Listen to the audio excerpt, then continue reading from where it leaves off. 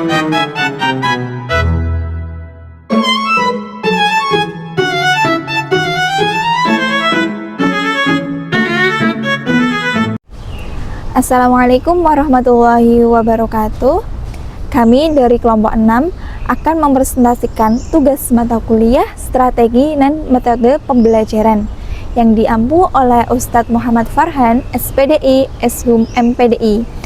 Berikut hasil observasi kami di SMP Islam Sultan Agung 4. Sebelumnya perkenalkan anggota kelompok kami dengan saya sendiri, yaitu Siti Fadila dengan NIM akhir 110. Yang kedua ada Cindy Aprilia dengan NIM akhir 114. Yang ketiga ada Zumroh Mahdia dengan NIM akhir 95. Dan ada Kafka Nafisa dengan NIM akhir 108. Selamat menyimak video kami. Yang pertama yaitu latar belakang. Pendidikan saat ini menuntut proses pembelajaran yang aktif dan bermakna, tidak hanya berpusat pada guru. Untuk mencapainya, guru perlu menerapkan strategi pembelajaran yang tepat serta memilih metode yang sesuai agar tujuan belajar tercapai secara efektif.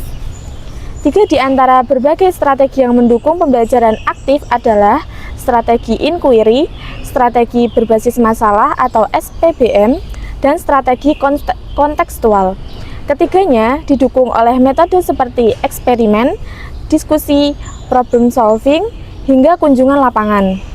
Pemahaman terhadap metode dalam masing-masing strategi sangat penting agar pembelajaran yang dilakukan lebih relevan, menarik, dan juga sesuai dengan kebutuhan siswa. Selanjutnya yaitu tujuan. Laporan ini bertujuan untuk mengidentifikasi berbagai metode pembelajaran yang dipilih oleh guru, baik itu metode ceramah, diskusi, maupun metode kontekstual lainnya yang relevan dengan karakteristik siswa dan materi ajar. Kami juga ingin menelaah sejauh mana metode-metode tersebut efektif dalam meningkatkan pemahaman, keterlibatan aktif, dan sikap spiritual siswa terhadap ajaran Islam.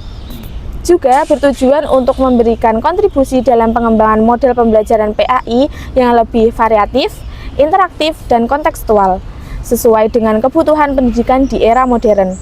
Dengan demikian, hasil observasi ini dapat menjadi referensi dalam upaya peningkatan mutu pendidikan agama Islam di tingkat SMP. Selanjutnya, kita akan masuk ke tahapan pelaksanaan observasi. Yang pertama, yaitu kita melaksanakan diskusi sekolah yang akan dituju pada tanggal 28 April 2025. Yang kedua, pembuatan surat observasi di TO pada tanggal 29 April 2025 jam 1 sampai jam setengah 2 siang. Lalu penyerahan surat izin observasi pada jam 2 sampai jam 3 sore. Yang ketiga, kita melaksanakan observasi di kelas pada tanggal 30 April 2025 jam 9 sampai jam setengah 12 siang. Lalu wawancara dan foto bersama pada jam setengah 2 sampai habis asar. Selanjutnya, strategi pembelajaran. Di sini, strategi pembelajaran ada 3. Yang pertama, strategi pembelajaran inquiry. Yang kedua, strategi pembelajaran berbasis masalah atau SPBM. Dan yang ketiga, strategi pembelajaran kontekstual. Strategi pembelajaran inquiry adalah pendekatan yang mendorong siswa untuk aktif mencari, menyelidiki, dan juga menemukan pengetahuannya sendiri melalui serangkaian proses ilmiah. Guru berperan sebagai fasilitator yang mengarahkan siswa untuk menggali informasi, merumuskan pertanyaan, menyusun hipotesis, mengumpulkan dan menganalisis data melalui kesimpulan. Tujuannya untuk mengembangkan keterampilan berpikir kritis dan juga logis.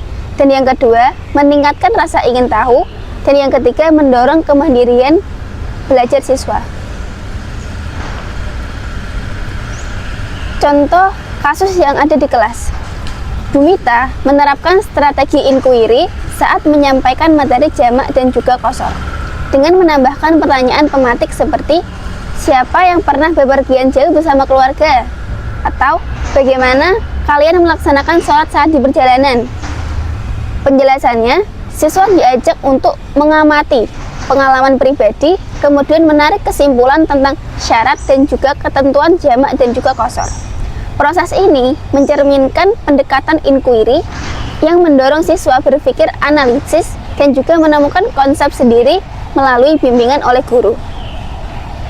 Selanjutnya, strategi pembelajaran berbasis masalah atau SPBM. SPBM merupakan strategi yang menggunakan masalah nyata dan juga simulatif sebagai dasar pembelajaran. Siswa ditantang untuk memecahkan masalah tersebut secara kolaboratif dengan penerapan pengetahuan dan juga keterampilan yang relevan. Proses ini menempatkan siswa sebagai subjek aktif dalam menemukan solusi. Tujuannya, yang pertama, melatih keterampilan dan memecahkan masalah. Dan yang kedua, menumbuhkan kerjasama dan komunikasi. Dan yang ketiga, membiasakan siswa berpikir sistematis dan juga analisis. Contoh kasus yang ada di kelas adalah dalam kegiatan kelompok, siswa diminta untuk menganalisis skenario perjalanan, misalnya dari Semarang ke Surabaya, dan menentukan apakah boleh menjamak ataupun mengqashar sholat. Dan juga ketika Bu Mita memberi beberapa soal analisis kasus dan meminta para siswa untuk mengerjakan sesuai dengan penjelasan yang telah diberikan dan sesuai dengan keterangan yang ada di buku LKS. Penjelasannya yaitu strategi tersebut menjadi masalah yang harus diselesaikan bersama.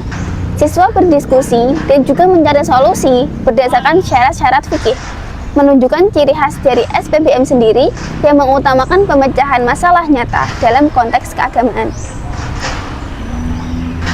Selanjutnya, strategi pembelajaran kontekstual. Strategi ini bertujuan mengaitkan materi pembelajaran dengan situasi kehidupan nyata siswa. Konsep yang diajarkan tidak hanya dipahami secara teoritis, tetapi juga dirasakan manfaatnya dalam kehidupan sehari-hari, sehingga lebih mudah untuk dipahami dan juga diingat. Tujuannya untuk menjadikan pembelajaran lebih bermakna. Dan yang kedua, membantu siswa melihat hubungan antara teori dan juga praktek. Dan yang ketiga, mendorong keterlibatan siswa berdasarkan pengalaman mereka. Selanjutnya, contoh kasus. Bu Mita menghubungkan materi jamak dan qashar dengan pengalaman siswa saat mudik, wisata, ataupun saat lomba di luar kota. Penjelasannya, materi disampaikan dengan mengaitkan kehidupan sehari-hari agar siswa lebih mudah memahami pemahaman yang relevan. Siswa belajar dari konteks pengalaman nyata sesuai prinsip contextual teaching dan juga learning. Selanjutnya, metode pembelajaran. Di sini metode pembelajarannya ada dua. Yang pertama, metode tanya jawab, dan yang kedua metode ceramah. Metode tanya jawab, pengertiannya adalah pembelajaran yang dilakukan melalui komunikasi dua arah antara guru dan juga siswa, di mana guru mengajukan pertanyaan dan siswa menjawab, ataupun sebaliknya. Tujuannya untuk mengukur pemahaman, menumbuhkan partisipasi aktif, dan melatih keterampilan berpikir kritis. Ciri-cirinya bersifat interaktif, dan yang kedua menumbuhkan rasa ingin tahu, dan yang ketiga melatih keberanian siswa untuk berpendapat. Ciri-ciri dari metode ceramah. Metode ceramah sendiri adalah metode atau pembelajaran di mana guru menyampaikan materi secara lisan kepada seluruh siswa. Metode ini bersifat satu arah dan sering digunakan untuk penyampaian informasi secara sistematis. Ciri-cirinya, guru menjadi pusat informasi, dan yang kedua siswa lebih banyak mendengarkan, dan yang ketiga siswa cocok untuk menyampaikan materi yang padat dan juga teoritis. Baik, selanjutnya di sini saya akan menjelaskan tentang evaluasi pembelajaran. Sebagai tahapan akhir dari proses pembelajaran, Bu Mita melaksanakan evaluasi untuk mengukur sejauh mana pemahaman siswa terhadap materi yang telah dijelaskan, khususnya mengenai jamak dan qashar. Evaluasi ini dilakukan melalui pemberian soal-soal yang mencakup aspek pengetahuan dasar, pemahaman konsep, serta kemampuan siswa dalam menerapkan materi ke dalam konteks kehidupan sehari-hari. Soal evaluasi yang diberikan terdiri dari beberapa bentuk, yaitu yang pertama soal pilihan ganda, menguji pemahaman dasar, pengertian, syarat, dan dalil-dalil. Lalu ada isian singkat, mengukur kemampuan siswa memberi contoh penerapan. Lalu ada soal uraian, mengasah kemampuan analisis siswa terhadap situasi nyata. Lalu, selanjutnya saya akan memberikan beberapa contoh soal uraian. Seperti yang pertama, meringkas jumlah sholat itu disebut titik-titik sholat qashar. Yang kedua, Mila akan mengqashar sholat isya menjadi berapa rakaat? Yang jawabannya adalah 2. Yang ketiga, ketika kita ingin menjamak takhir duhur dan asar, maka dikerjakan pada waktu yang jawabannya adalah asar. Dengan adanya evaluasi ini, proses pembelajaran menjadi lebih terarah dan terukur. Siswa tidak hanya mengetahui seberapa jauh kemampuan mereka, tetapi juga dapat menyadari bagian-bagian yang masih perlu ditingkatkan. Selanjutnya saya akan menjelaskan beberapa faktor pendukung. Yang pertama, lingkungan sekolah yang islami. Adanya sholat berjamaah, salam, dan doa bersama membentuk karakter islami dan suasana spiritual yang kondusif. Yang kedua, ada fasilitas sekolah yang lengkap. Tentu, kelas yang sudah ber-AC, lapangan olahraga, perpustakaan islami, dan masjid yang mendukung proses belajar dan ibadah siswa. Yang ketiga, ada peran utama. Peran utama yang aktif dalam pendidikan, keagamaan, dan pembentukan akhlak siswa melalui kerjasama dan pembinaan dari rumah. Selanjutnya ada faktor penghambat. Nah, di sini ada 4 faktor penghambat. Yang pertama ada konsentrasi siswa yang menurun, terutama pada saat jam-jam terakhir. Siswa mudah kehilangan fokus sehingga mengganggu efektivitas belajar. Yang kedua ada keterbatasan waktu. Waktu belajar yang sempit menghambat penyampaian materi yang mendalam dan diskusi yang interaktif. Yang ketiga ada variasi kemampuan akademik. Perbedaan kecepatan tangkap siswa menyulitkan guru menyesuaikan tempo belajar. Yang terakhir, respon siswa yang kurang aktif. Banyaknya siswa yang pasif, kurang percaya diri, dan belum terbiasa belajar secara interaktif.